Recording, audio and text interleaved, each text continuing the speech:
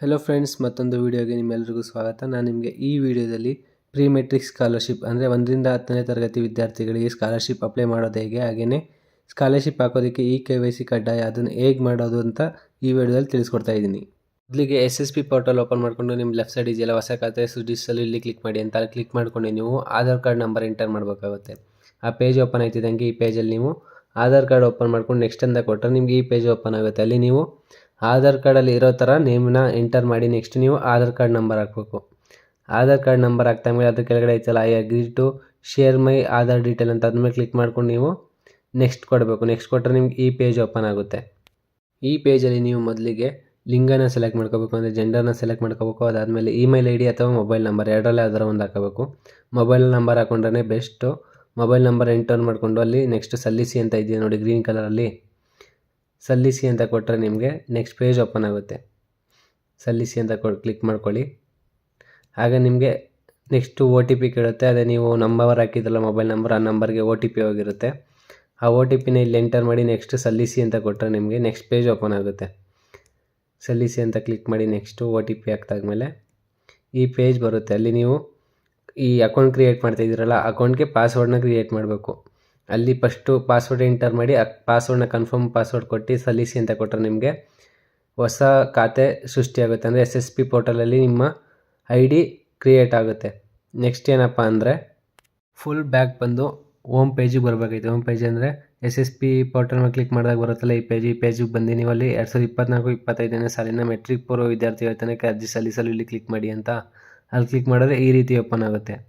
ಅಲ್ಲಿ ನೀವು ಆಗಲೇ ಕ್ರಿಯೇಟ್ ಮಾಡ್ಕೊಂಡಿರೋ ID ಪಾಸ್ವರ್ಡು ನಿಮ್ಮ ಮೊಬೈಲ್ ನಂಬರ್ಗೆ ಬಂದಿರ್ತದೆ, ಅದನ್ನು ಇಲ್ಲಿ ಎಂಟರ್ ಮಾಡ್ಕೋಬೇಕು. ಯೂಸರ್ ID ಎಲ್ಲಿರುತ್ತೆ ಅಂದರೆ ಹೊಸ ಖಾತೆ ಕ್ರಿಯೇಟ್ ಮಾಡಿರೋರಿಗೆ ನಿಮಗೆ SMS ಮೂಲಕನೇ ನಿಮ್ಮ ಖಾತೆ ಸೃಷ್ಟಿಸಲಾಗಿದೆ ಅಂದ್ಬಿಟ್ಟು ಯೂಸರ್ ID ಕೊಟ್ಟಿರ್ತಾರೆ. ಆ ಯೂಸರ್ IDನ ಹಾಕಿ ನೆಕ್ಸ್ಟು ಪಾಸ್ವರ್ಡ್ ಹಾಕ್ತಲ್ವ ಅಲ್ಲಿ ಅದನ್ನು ಹಾಕಿ ಕ್ಯಾಪ್ಚಾ ಎಂಟರ್ ಮಾಡಿ ಲಾಗಿನ್ ಆಗುತ್ತೆ. ನಿಮಗೆ ಈ ಪೇಜ್ ಓಪನ್ ಆಗುತ್ತೆ. ನೀವು ನೆಕ್ಸ್ಟು ಓಕೆ ಕೊಟ್ಕೊಂಡು ಮೊದಲನೇ ಅಂತ ಐತಲ್ಲ ಅಲ್ಲಿ ಅಪ್ಲೈ ಮಾಡಿದ್ರೆ ನಿಮಗೆ KYC ಮಾಡಿ ಅಂತ ಕೊಡುತ್ತೆ. KYC ಆಗಿಲ್ಲ ಅಂದವರು ಅಲ್ಲಿ ಓಕೆ ಕೊಟ್ಕೊಂಡು KYC ಮೇಲೆ ಕ್ಲಿಕ್ ಮಾಡಿ ಓಕೆ ಕೊಟ್ಟು ಅಲ್ಲಿ ಕ್ಲಿಕ್ ಹಿಯರ್ ಅಂತ ಐತಲ್ಲ ಅಲ್ಲಿ ಕ್ಲಿಕ್ ಮಾಡ್ಕೊಂಡ್ರೆ ನಿಮ್ಗೆ ಈ ರೀತಿ ಪೇಜ್ ಓಪನ್ ಆಗುತ್ತೆ.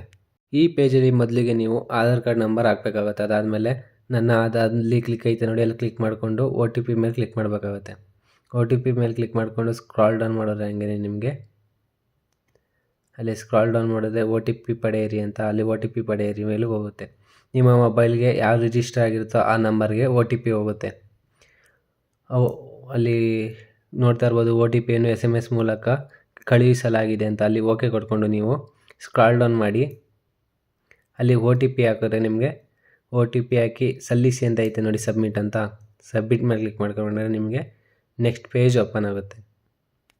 ನೀವು ಇವಾಗ KYC ಮಾಡಿರೋದ್ರಿಂದ ನಿಮಗೆ ಆಧಾರ್ ಕಾರ್ಡಲ್ಲಿರೋ ಫೋಟೋನೇ ಬರುತ್ತೆ. ಅಲ್ಲಿ ನೀವು ಡಿಸ್ಪ್ಲೇ ಕರೆಕ್ಟ್ಲಿ ಅನ್ನೋದ್ರ ಮೇಲೆ ರೈಟ್ ಮಾರ್ಕ್ ಮಾಡಿ ಸಬ್ಮಿಟ್ ಕೊಟ್ಟರೆ ನಿಮಗೆ ಅದೇ ಫೋಟೋ ಸೇವ್ ಆಗುತ್ತೆ. ನೆಕ್ಸ್ಟ್ ನೀವೇನಪ್ಪ ಮಾಡಬೇಕಂದ್ರೆ ಹೋಮ್ ಪೇಜಿಗೆ ಬರಬೇಕು. ಹೋಮ್ ಪೇಜಿಗೆ ಬಂದಮೇಲೆ ನೀವು apply for post matric scholarship ಐತಲ್ಲ ಅದ್ರ ಮೇಲೆ ಕ್ಲಿಕ್ ಮಾಡಬೇಕಾಗುತ್ತೆ. ಕ್ಲಿಕ್ ಮಾಡಿದ್ಮೇಲೆ ನಿಮಗೆ ಸೇಮ್ ಪೇಜ್ ಬರುತ್ತೆ. ಸೇಮ್ ಪೇಜಲ್ಲಿ ನೀವು ಮೊದಲನೇ ಅಂತಾದ್ಮೇಲೆ ಕ್ಲಿಕ್ ಮಾಡ್ಕೊಂಡು ಅಪ್ಲೈ ಕೊಡಬೇಕು. ಅಪ್ಲೈ ಅಂತ ಕೊಟ್ಟಾದಮೇಲೆ ನಿಮಗೆ ನೆಕ್ಸ್ಟು ಡೈರೆಕ್ಟ್ ಈ ಪೇಜ್ ಓಪನ್ ಆಗುತ್ತೆ.